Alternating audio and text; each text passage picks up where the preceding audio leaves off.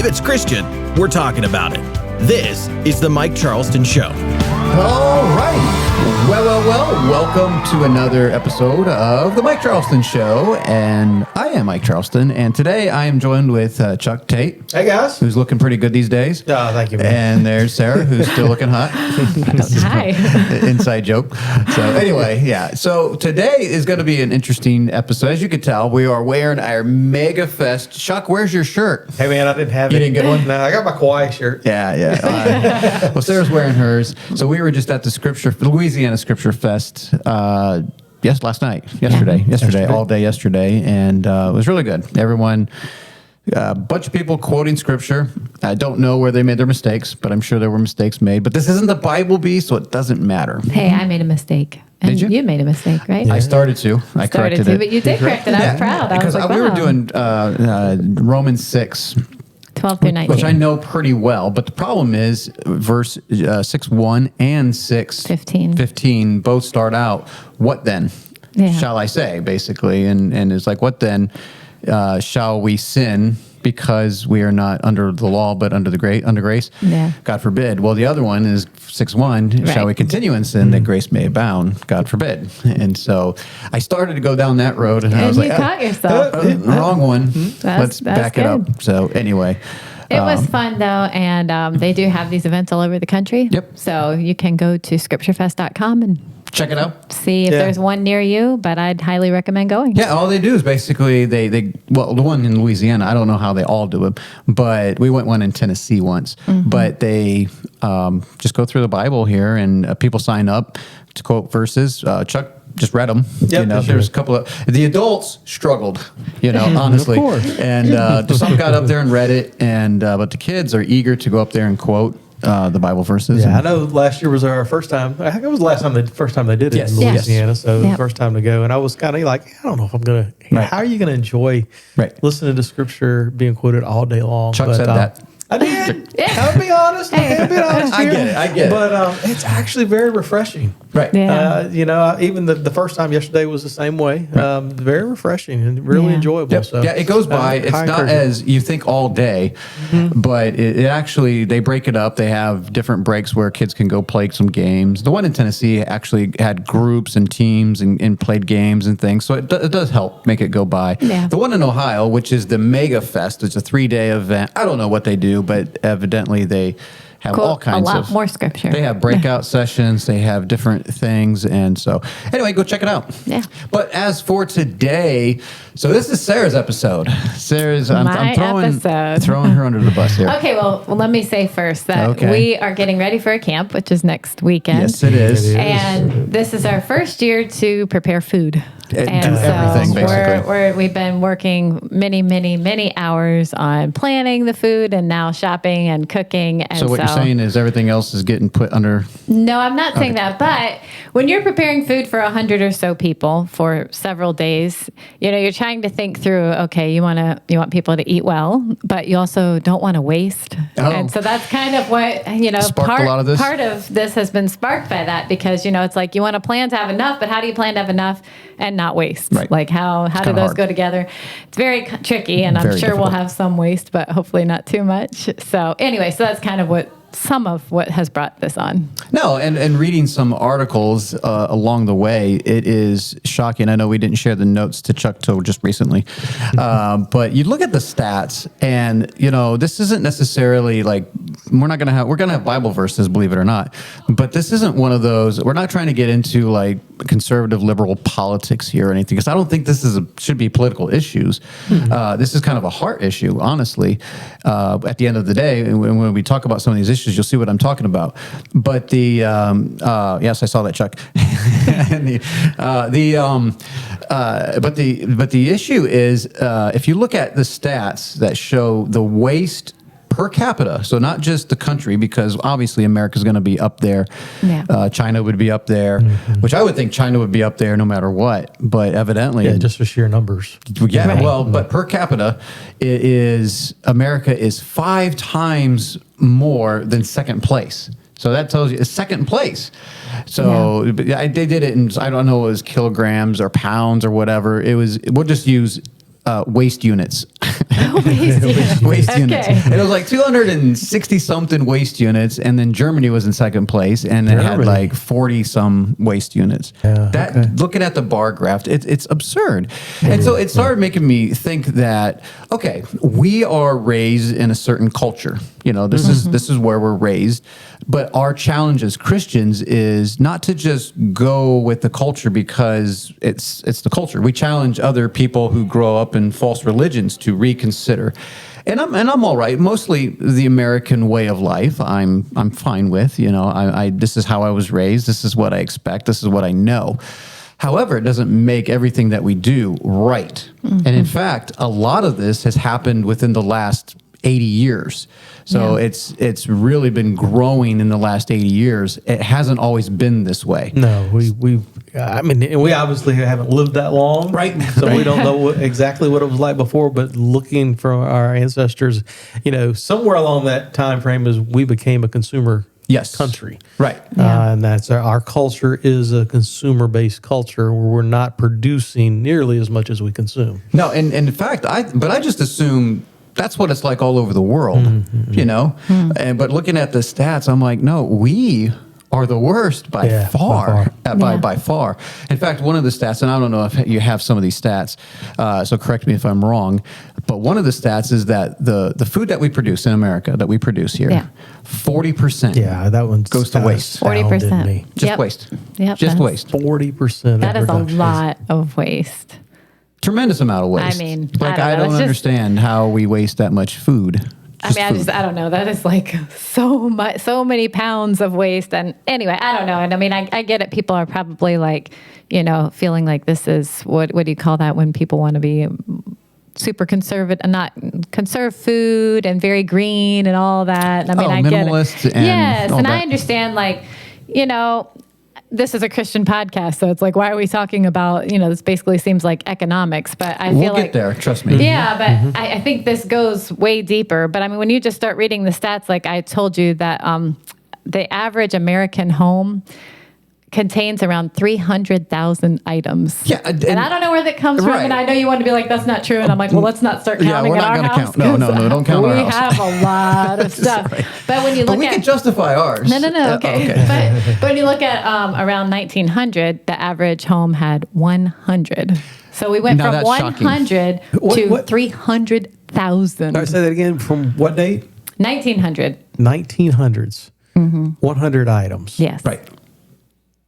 There's no way. I know, right? But I mean, you think about, like, I mean, I know Little House on the Prairie is fiction, and I always go back to Little House on the Prairie. But I mean, I think it kind of would be maybe somewhat similar to an average home back in 1900. Sure, whatever. And you think, like, they did not have a lot. Okay, but at 1900s, okay, so we go there. We're looking at average home. So now they're talking about home, or they're talking about homestead?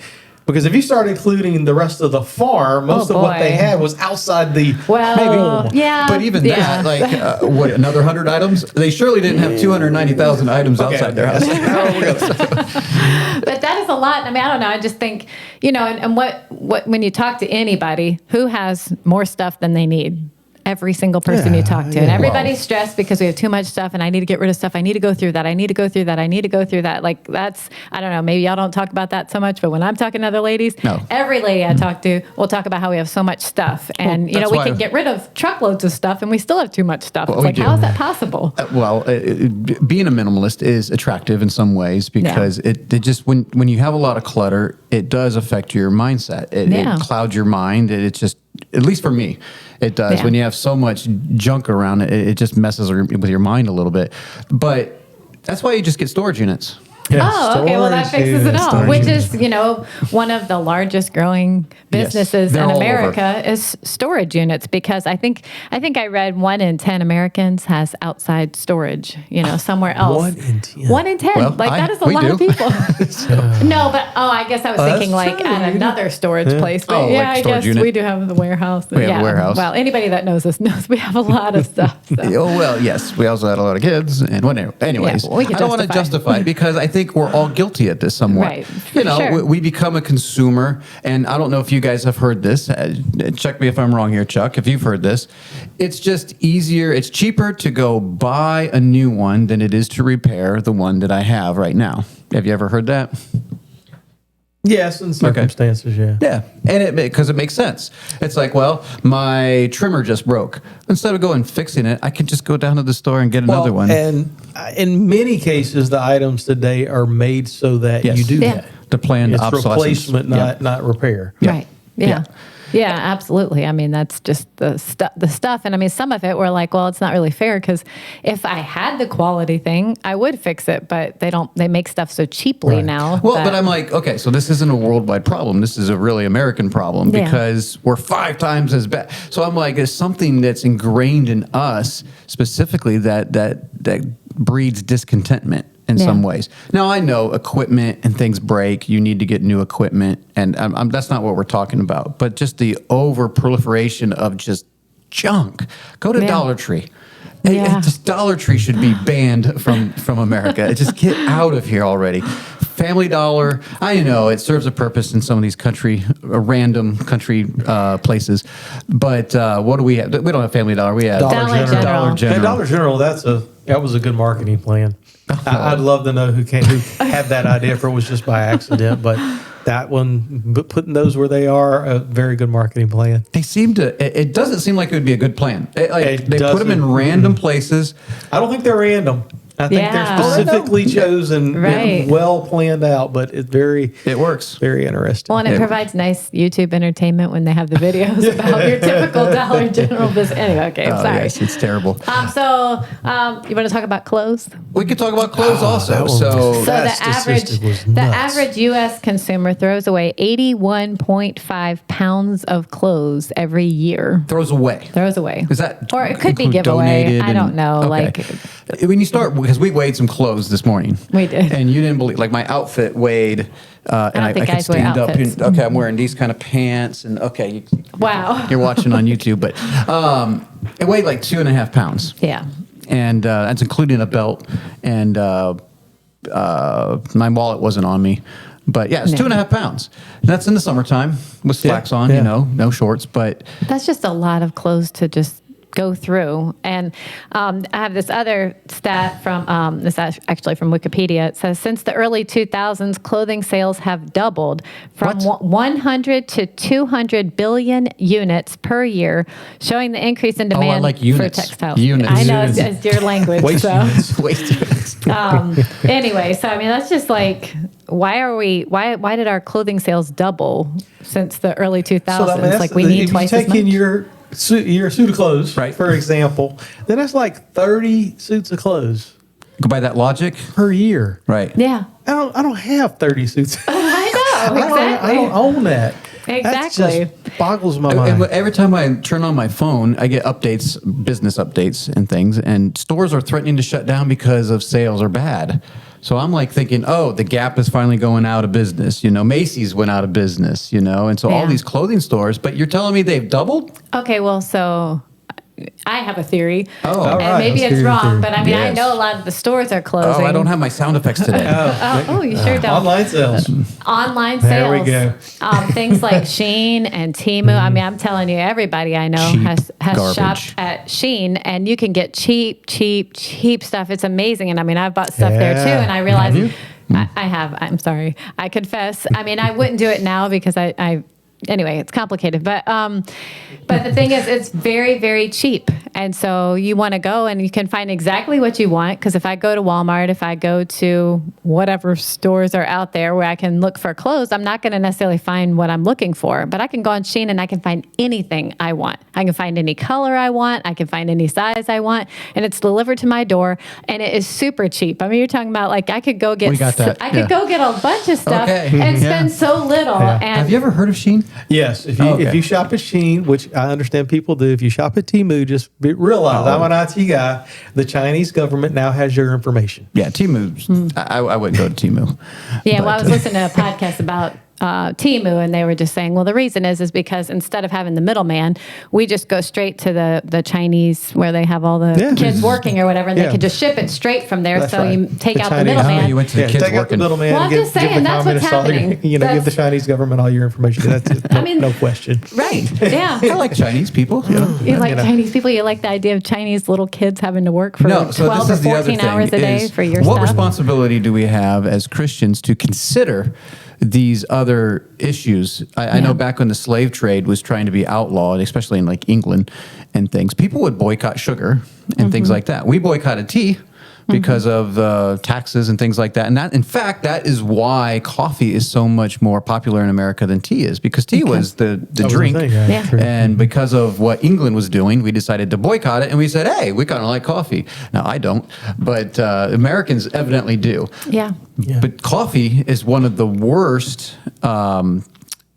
Trafficked I don't commodities out there. Yes. Right. It's, I mean, you look at where your coffee comes from, and, well, you're happy to put little children to work for endless And hours. that's a terrible way to put it. Well, I'm but, just saying, look at where it comes from. And the but thing we is, don't think about that stuff. we don't think about it. Most Americans just don't care. We look for cheap. We That's look it. for what tastes good, and that's it. Yeah, We don't what's care. good for me, I don't care about the rest of what's going on, how it affects other people. And I'm not saying we need to get all involved in all this. Like I said, this is a Christian show right now. And I know there's fair trade things that you can look for and try to help out in some kind of way and all that stuff. But it just kind of, the point is, it's going to go back to the heart. Yeah. What is the heart of the matter? Why do I need all this stuff in the first place? Does it bring me joy? Right. Well, I think Ecclesiastes says something about that, where Yeah. if you read Ecclesiastes, Solomon spent most of his life trying to fill his emptiness, Yeah, that's basically. true. Yeah. And at the end, he said, everything is vanity. Vanity. Yeah. It's empty. Yeah. It's pointless. You spend your whole life trying to, do you have a verse right there about? I do. Ecclesiastes 5:10 says, "He that loveth silver shall not be satisfied with silver, nor he that loveth abundance with increase. This is also vanity." Right, we're never satisfied, and Nope. and I feel like that's where it was a joke, but and they listen to this show, so maybe I shouldn't say this, but the daughter, they were talking about dolls, baby dolls and stuff, and she has like 2, and she's like, oh, why do you want more than 2? She's like, I want 100, and I'm like, yes, that she's just a human. That's what Right. we want more. We're not satisfied with the one, Yeah. we want more. It's called lust. It's called greed. Greed, right. Yeah. We just want more. And in our society, it's because it's available. Yeah. I'm convinced that other societies would do the same Yeah. if they had the ability to. So I'm not just picking on Americans. It's just that we have the ability to do it, and we do it. Yeah. So I suspect other places would do the same if they had the overabundance that we have. I don't Right. think we can handle abundance. That's the issue. Yeah. Yeah. So anyway, what else do you have? So I have a verse from Luke 12:15, and Luke you 12. had some other version, but it says, "And he said unto them, Take heed and beware of covetousness, for a man's life consisteth not in the abundance of the things which he possesseth," which in whatever version you were reading earlier Yeah. said all kinds of greed. Yeah, which instead I of thought that was interesting. I don't know what version it was. It just came up on the computer. It was like all kinds of greed. So it kind of gave the indication there's different kinds of greed. And covetousness kind of covers that, but it was all kinds. So there's more kinds of greed. But anyway, the verse, what was it saying? Sorry, Yeah. I scrolled away. "Take heed and beware of covetousness, for a man's life consisteth not in the abundance of the things which he Right. possesses." So her life does not consist of this, and yet we think it does. Like Right. we go and consume. We don't think about it, and so we just see the commercial. We see the thing. We're like, "Oh, that's going to give me pleasure. It's Yeah. going to give me fulfillment," and then it doesn't. 5 years later, it's sitting in the corner collecting dust. Right. And it's like, "Oh, what was that?" Our Yeah. houses are a mausoleum of our failed pursuit of happiness. That's what it is. Wow. Did you just come up with I that? just came up with that. You Wow, like that? that's pretty good. I like that. Yeah. So Matthew 6:19 through 21 says, "Lay not up for yourselves treasures upon earth, where moth and rust doth corrupt, and where thieves break through and steal. But lay up for yourselves treasures in heaven, where neither moth nor rust doth corrupt, and where thieves do not break through nor steal. For where your treasure is, there will your heart be also." Everyone knows this first, right? Yeah. But it's true. Yeah. I mean, where your treasure is, there your heart. And I think that is the heart of the matter. It's not about like I said, I can justify a lot of our purchases, Yeah. especially with church things, having a lot of kids and things like that. And we can justify our purchases. Yep. But at the heart, it's like, okay, what are we doing with this? Is this for God's kingdom? Is it to bring me pleasure? And I'm not against trying to have some pleasure. I like pleasure. But if my goal is to just seek pleasure nonstop, and with the consumption of food and consumption of clothes and consumption of junk, it doesn't bring pleasure. It kind of brings the opposite. It brings what's the word? Well, earlier you said greed leads to spiritual decay and emptiness. So instead of feeling fulfilled, you think, okay, well, now if I get these things, I'm going to go buy this stuff, or I'm going to, whatever it is. It's, we each have things that we splurge on or whatever, but we think, okay, then I'll be happy. I'm like, guys, have y'all seen Madame Blueberry? It goes back to VeggieTales. I'm like, seriously, it's like those stuff, it doesn't make you happy. We get more stuff because then we think, oh, then we'll be happy. I got the big screen TV. Everybody go watch VeggieTales and your life will change. I'm trying to remember, and I can't remember who the quotes, who to give the quote to. But I remember they asked the question of some individual who was very independently wealthy, a very wealthy individual. And asked him, how much is enough? Just a little bit more. That's a little bit more. Yeah, that was really sad. Excellent answer. Yeah. It was honest, but it's just a little bit more. Yeah, that's true. I mean, honestly, how much more? Well, just why not? In fact, I was at a guy's house and this week pricing his house and looking around, and he's a very wealthy individual. Mm-hmm. And he wanted to know how I was going to expand my business and how I could get more and more and more. And I'm like, well, we've been trying for 40 years. It's not that easy. I know for you just snap your fingers and there's just more, But yeah, that is kind of the mentality of more, get more, get more. Yeah. And when are we ever going to be satisfied? Are we ever satisfied? Right. No, when you consume, you always want to consume more. Yep. So anyway, we got another verse there. I do. Hebrews 13:5 says, let your conversation be without covetousness, and be content with such things as ye have, for he hath said, I will never leave thee nor forsake thee. Yeah, these are tough verses. I know we know them in the back of our mind, but when we're faced with facts and we look around at our houses and things like that, it's like, okay, I waste a good bit. I really do. Mm-hmm. And in fact, I don't know if you threw this verse in there, but in Revelation, it talks about the Church of Laodicea. And I've said this a number of times, and I'm like, I don't make all that much money. I'm pretty average in America. And if I'm doing fine, I'm assuming everybody else is doing pretty good too. And I've said this where I'm in need of nothing. I have no lack of, if I want to go get something, I can go get it right now. Right. And that's not a good place to be. It's good for me, personally. I'm not hurting in that way. But what God says, you say you're rich and have need of nothing, but I say you're blind, wretched, and poor, and come buy from me. Yeah. And so I jumped ahead. I know I just skipped Hebrews. No, it's all good. And then I have Philippians 4:11-13. It says, not that I speak in respect of want, for I have learned in whatsoever state I am therewith to be content. I know both how to be abased, and I know how to abound everywhere and in all things. I am instructed both to be full and to be hungry, both to abound and to suffer need. I could do all things through Christ, which strengthens me. Right, which in context, Well, anyway, but this we learned this originally. It was my first song I wrote. Was learning the secret of being content. I think that's NIV or something like that. The secret, and you were talking about the secret earlier, not the book, but the secret of being content. Yeah. In the King James here, it says, I've learned. So it's not something we're born understanding is how to be content. We have to actually learn, and I feel like most Americans haven't learned it. No, we don't learn.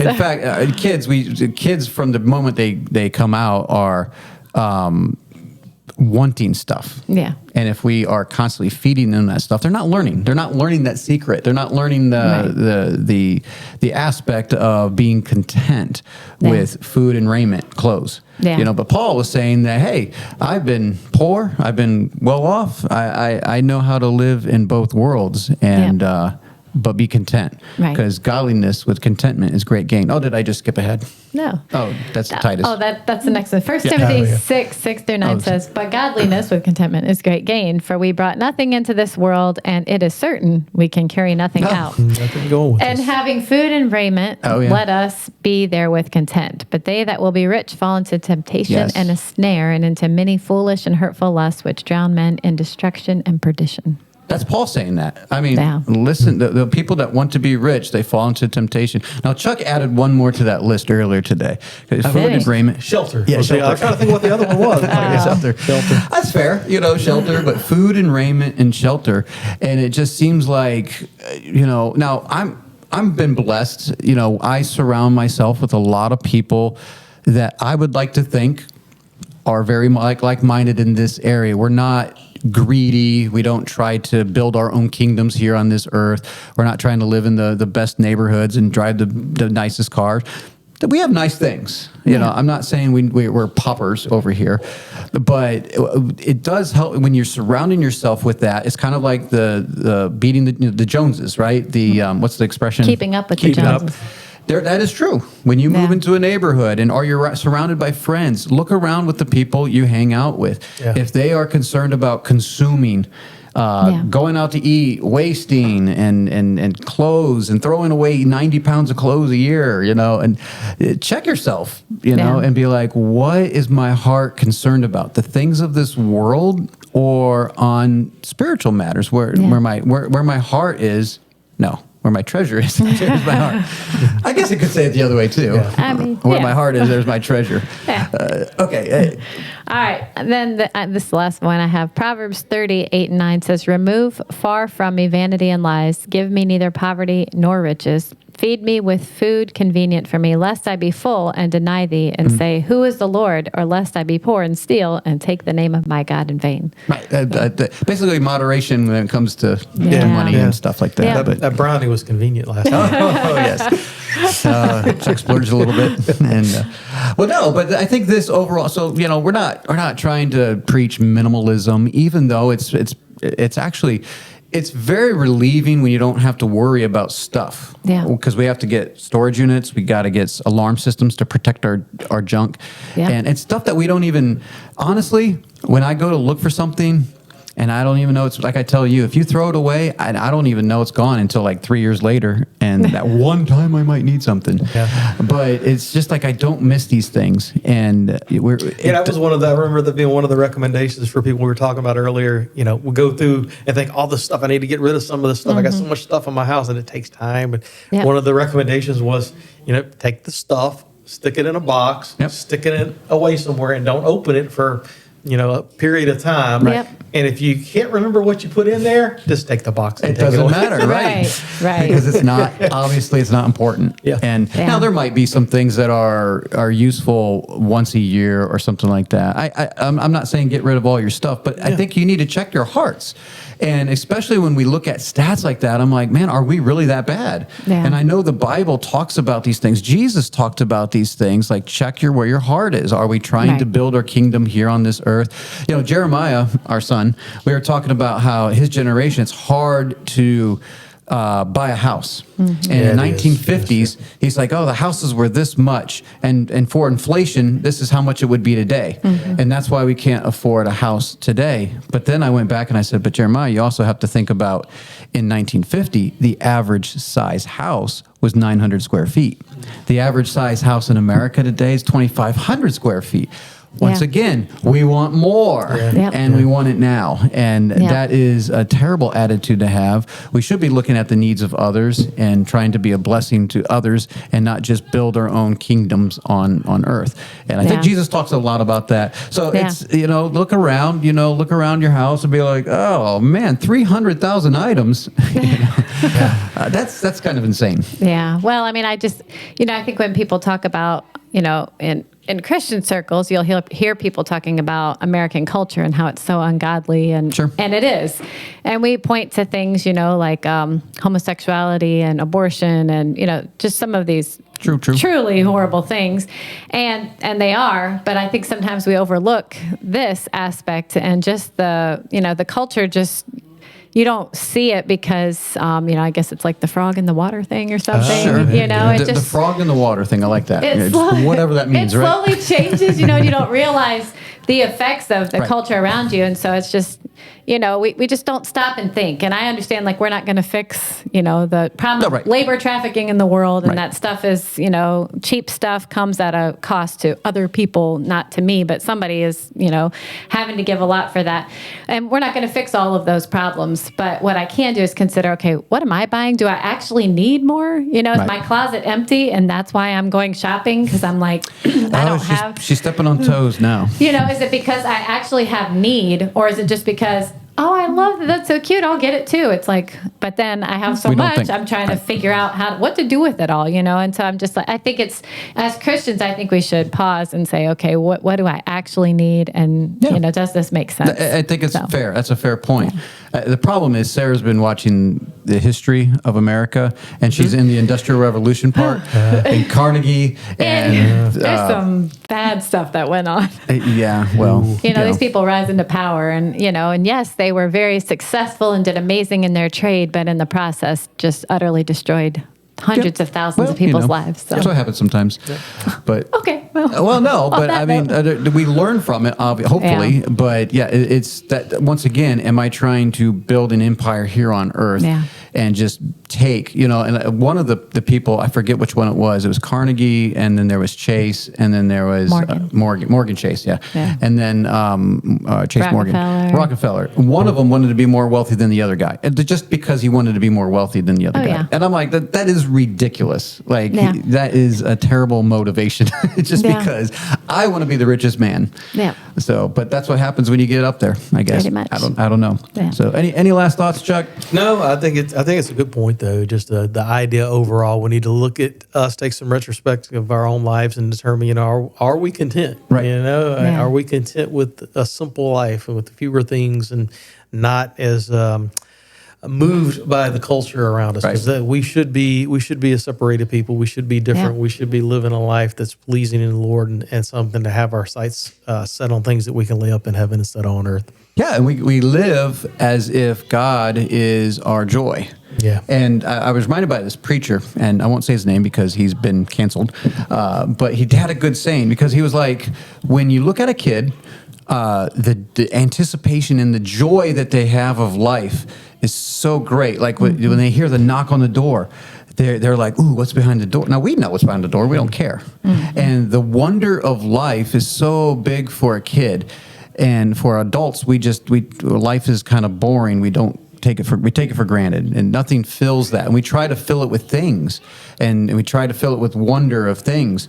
But the only thing that can fill the emptiness in our heart is God, because He's limitless, and the things on earth are limited. Mm-hmm. So seek God. He fulfills that emptiness or that shallow part of us, I guess. But He fills everything. Yeah. But the other things just give a fleeting joy for just a moment, and which is fine for a season. I don't know. I don't want to be too harsh, but we have to examine our own hearts on this issue. So. Yep.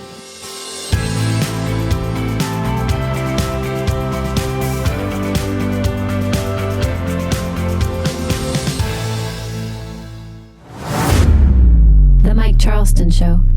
All right, Elisabeth. She is here for Game Time with Elisabeth, whatever we call this. But I think we're recording this time. Last week, we... did a double take. Yes, we did. So, anyways, what do we got this week? This is Would You Rather. Okay, I think we could do this. You were scaring us earlier by what you're threatening to ask us. But we could do... So we went to Barnes & Noble and bought the game Rank It, or whatever it's called, where you get 5 things and you got to rank it, and then you got to guess. And so this is kind of like that, but this is only 2 options, right? Yes. 2 options. Okay. Well then. All right. Let's go. Would you rather have the faith of Abraham or the wisdom of Solomon? Okay, so who is this, me or Chuck? You can Chuck, answer. go ahead. I guess we both can answer. You both can answer. Faith Abraham. Yeah, I think that's... Okay. I mean, yes, I would like the wisdom of Solomon too, but would I rather? Faith is more important. So yeah, that's the right answer. Sarah doesn't have to give me the board yet. All right. Would you rather memorize the entire book of Psalms or the entire Sermon on the Mount? Oh, my goodness. This is easy for me, but go ahead. I would rather the Sermon on the Mount. Get out, really? Mm-hmm. Okay, interesting. I would the whole book of Psalms. But the Psalms are so filled with prophecy. They're filled with praise. They're filled with songs. They're just filled with stuff. Sermon on the Mount's nice. Yeah. But we're talking about 150 chapters of the Bible. It's a lot. Yeah. Yeah, I actually listened to a guy one time. He didn't do the whole sermon, but Okay. he did a lot. And Okay. basically, it was his. That was his message for the night.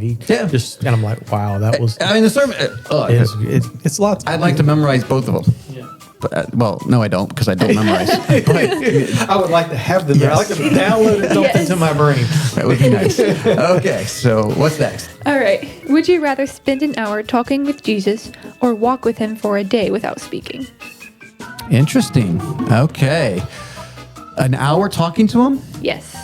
Or a walk with him for a day just without- walking with him. Well, I hope I wouldn't pick a day where he just decided not to do anything. And so I'm assuming something big's going to happen that day. I mean, Oh, I don't know, Chuck. Which one? Man, Because you'd I like mean, to.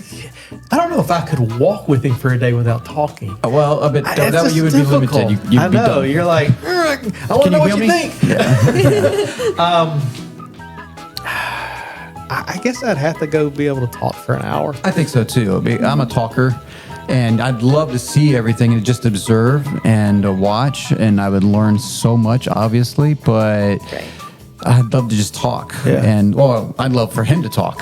Yeah. Honestly, I'd just ask questions, and definitely that one. okay. Number 4. Would you rather see the walls of Jericho fall or fire come down on Mount Carmel with Elijah? Oh yeah, both of them pretty good. You talk about the prophets of Baal. Yes. The fire consuming everything, and him having the whole banter of going to the bathroom and all that. The God that was whatever. Well, Chuck, what do you say? I got mine. I don't know. I mean, they're both be really cool. I think I'd rather see the walls of Jericho. Me too. Yeah, definitely. The walls that's a frightening sight. Yeah. It's just incredible to see a whole city's walls just fall down. I mean, fire from heaven. Come on, they're both magnificent, but walls coming down and seeing the enemy defeated in like one day is unbelievable. Yes. And the way they did it too, like they're just marching around and then shout and then boom, the walls fall down. That's cool.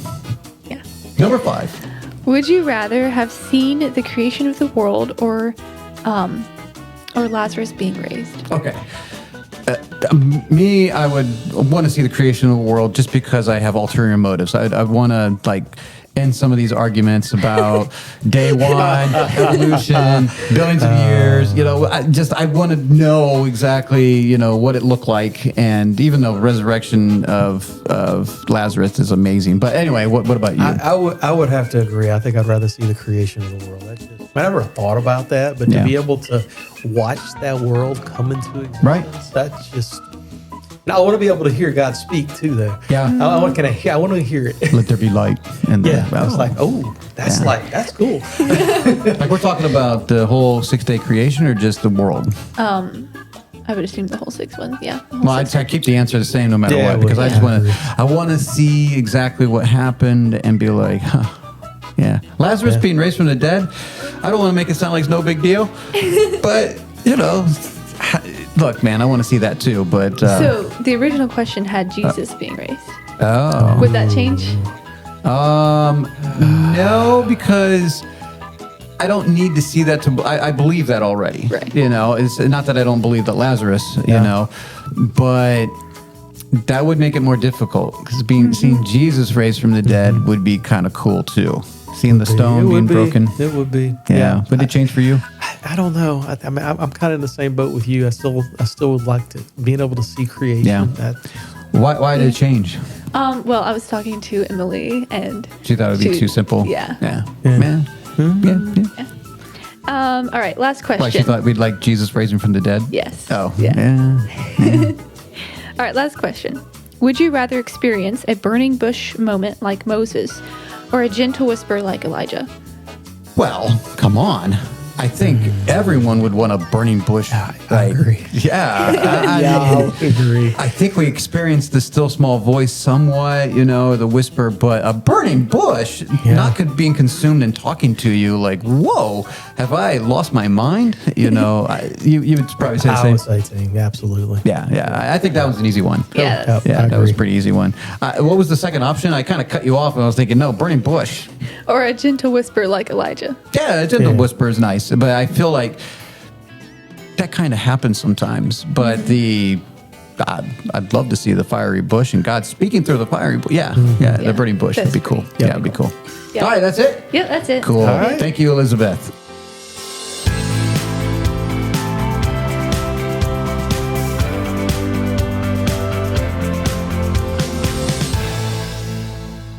Music with Sarah. What song do you like?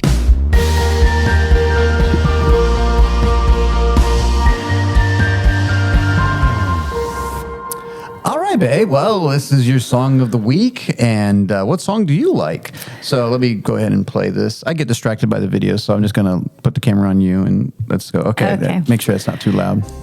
There we go. So this song is called Christ in Me by Life Church Worship. Okay. And I don't know who Life Church Worship whatever. is. I'd never heard of them, but somehow it came up on my feed some time ago and has become... Well, they got a light bulb on their video. Okay, well, I've never seen their video, so I don't know anything about that. But this song, I don't know how it came up, but it quickly became a favorite, and so I've listened to it lots and lots of times. And What Bible verse does this come from? this comes from the chorus says, "No longer I who live, but Christ in me." And is that You getting worked up already? Wow. I asked earlier if that rang a bell, and Yes. that is from Galatians 2:20, which, yes, the concept of me no longer living, Christ living in me, you can find in other verses too, but to me, it's like it comes straight out of Galatians 2:20, where it says that it's no longer I that live, but Christ that lives in me. And the life I now live, I live by the faith of the Son of God. And so this song is like just singing scripture. I'm like, that's just really cool. And it's like one of my top verses, and so you just get to sing it again and again. And anyway, it starts with, "This is my daily sacrifice with every morning that I rise, that I would die to my desires to live for you alone." And I love that because I feel like, if you could start, I'm a morning person. I know a lot of people out there aren't, and I'm sorry, but I love mornings, and I love the idea of waking up. And I love mornings too. I just like sleeping in. Okay, well, I like to get up early, and I love the thought of just like fresh. It's new. It's a new beginning. Yeah, sure. And so it's like, and in the morning, I like to think of, just basically the thought of giving God my day. And like, I often don't know what all my day is going to hold and what all I need to do. All those thoughts haven't quite processed yet. But it's like, what I want is for God to have the glory from my life from that day. Sure. So it's like, I don't know who I need to talk to or where I need to go, all the things that need to happen, but I just, that's always my prayer. So I love the idea of, with every morning that I rise, that I would die to my desires to live for you alone. See, this is where people struggle because they're like, they think that you're perfect because you think about this all the time, and most normal people don't. So I don't know. I think a lot of people probably do. I don't know. I guess because usually you see people through your lens, so it's like I think this, I kind of think other people do, but I don't know. I wish they did, but I mean, I think you're perfect, but okay, well, I'm not. But anyway, and then it says, "This is my humble offering, the gift of worship that I bring. I'll give no less than everything." And I know, some people talk about in music, when it talks about, "You're everything to me. I give you everything. I surrender all." It's like, with everything. Are those really true things? And I get it. Sometimes they're not, but it's my prayer that it would be. It's like, I want to give everything that I have to God, all my time, all my resources, everything that I have. And then it says, the second verse says, "The life I led is dead and done. The old has gone and a new begun." That's kind of Galatians 2:20. Well, it's kind of like in Corinthians where it says, "Old things are passed away, all things are become new." So again, we're back to scripture. And okay, don't laugh at me. I'm not laughing. Just like, yes, we are. Okay. And then my favorite part, well, I don't know if I could say my favorite part, but the part I really like is the chorus. It says, Be the way that I keep choosing, the truth going on right now. Be the truth that I keep choosing, be the life that I keep living." And so it's like the way, the truth, the life. Like from John 14:6. I was like, I love that. But it's like, be the way that I keep choosing. Like, I want to choose to go his way. Be the truth that I keep speaking, so that my words will be filled with his truth, which bring life. And be the life that I keep living. Like, I don't know. I think it's like a great song. So that's why I picked it. Yeah, And y'all should go check it out. As you can see, she's getting a little worked up about it, and she likes it. Anyway. Which is good. That's what we want. Passionate about songs and things like that. And I wonder if they truly believe what they're singing sometimes, but I wonder if I truly believe what I'm singing sometimes. And but that's your prayer, though. That is my prayer, and I do feel like when you sing these things, I don't know. At least for me, I feel like it becomes my truth. It becomes. Wow, that's very modern. Okay, it becomes true to me. Like it's like it reminds me, like, yes, that is what I want, is for my life to count for God. It is what I want, is that it's no longer I, but it's Christ that lives in me. So in this moment that maybe I'm frustrated with something or I don't know what to do about this, it's like, wait, no, it's not about me. Right. It's about him. So anyway, yeah. So y'all should go listen to it. Yeah, go check it out. It's called Christ in Me. Christ in Me by Life Church Worship, and whatever. But you can get the lyric video, like I'm watching right now. It's actually their main one, Life Church Worship. It's fine. It's a good song. Yeah. It's a good song. So go check it out. The Mike Charleston Show is brought to you by Fellowship of Believers. For more information, go to our website at fellowshipofbelievers.org. Thank you for listening. We hope we have encouraged you to stand strong in the Lord Jesus and grow in Him.